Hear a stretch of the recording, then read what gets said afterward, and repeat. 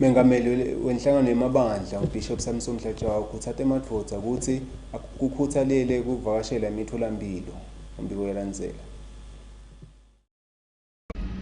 Nalisifo sendlala sine labantu wakwenhlanje ku50 sekukhona. Ngiyacela nabo ukuthi abantu abafane balalele uhulumende itiko letempilo nalikhuluma ukuthi wefika nasoku60 nje uyale vele sekudlayela kubo. Mabasuyengwa abantu bathi lendlala bona bayala lapha.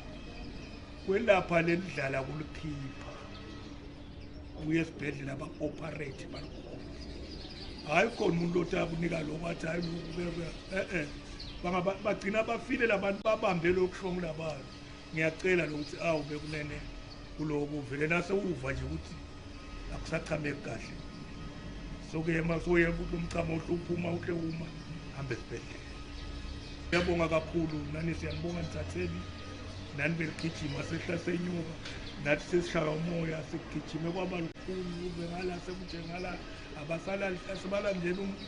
abasala nje indlela ka-COVID kodwa manje sekungcono. Ngake ngisho ukuthi COVID wasicabanisa lehlobo tethu ngoba nawo ukhuda basicabanisa lehlobo kanti phela sidaba ukuthi wena kunene cha noma ngabe uyathandazela sasibalekela kuvikela lesifo sasingalwi nebazalwane sasingalwi nebathandazi.